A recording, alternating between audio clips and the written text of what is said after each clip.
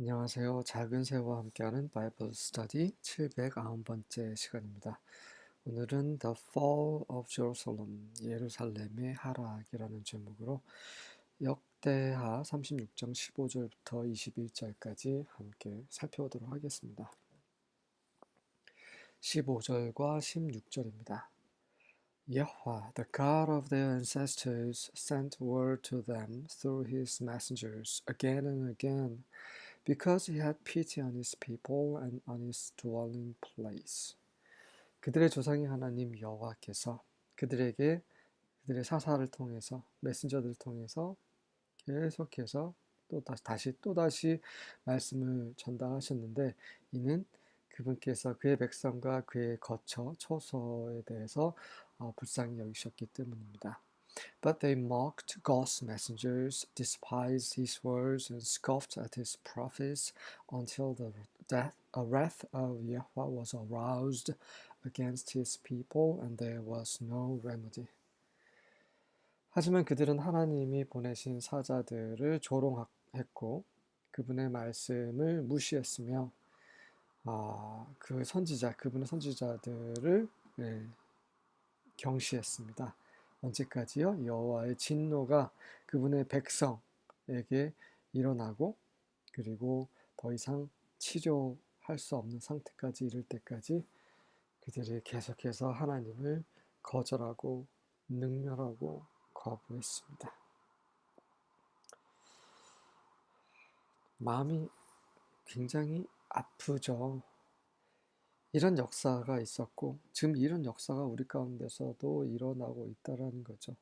어떤 이는 이 가운데 있고 어떤 이는 여기서 이제 빠져나오는 사람이 있을 거고 어떤 사람은 멀리서 이 안에 있는 그런 하나님을 거부하는 사람들 위해 기도하는 사람들이 있고 어쨌든 이러한 일은 우리 가운데서 지금 일어나고 있고요. 앞으로도 계속 일어날 것입니다. 그리고 결국 하나님의 진노가 심판을 가져오게 된 거죠. 17절입니다. So Yahweh brought the king of Babylon against them. 그래서 여호와께서 바벨론 왕을 그들을 대적해서 보내셨습니다. 데리고 오셨는데 The Babylonians killed Judah's young men, even chasing after them into the temple.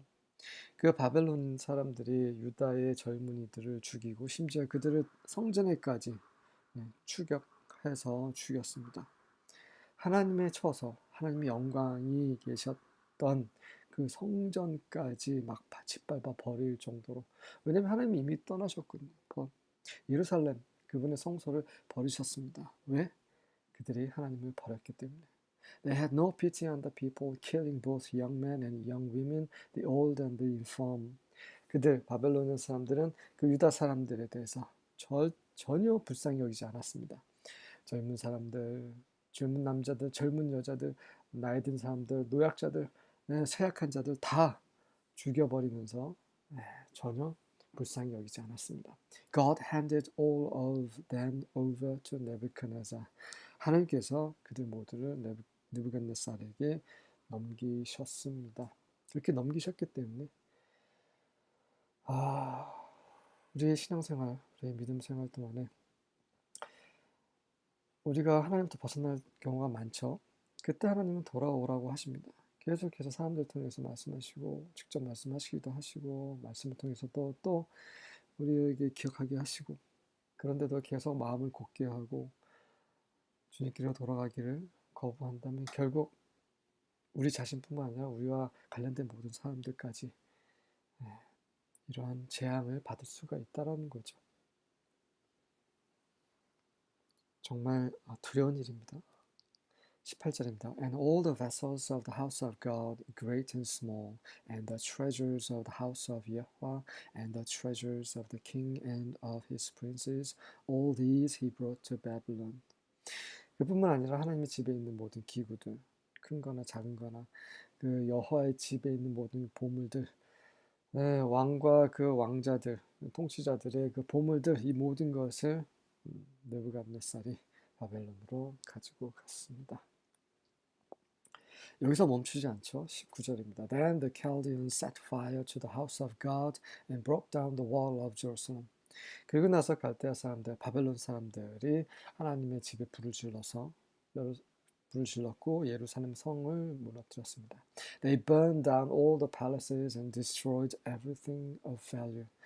그들이 모든 그런 궁전들을 불태워버리고 가치 있는 것은 무엇인지 다 파괴해 버렸습니다.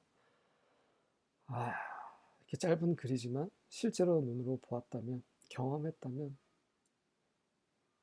정말 얼마나 가슴이 무너졌을까. 하나님의 은혜를 구합니다. 20절과 21절입니다. Those who had escaped from the sword he carried away to Babylon. 그리고 심지어 그 칼을 피한 자들을 또 느부갓네살이 바벨론으로 이제 포로로 잡아간 거죠. 끌고 간 겁니다. And they were servants to him and to his servants to his sons until the rule of the kingdom of Persia, to fulfill the word of Yahweh by the mouth of Jeremiah, until the land had enjoyed its Sabbath.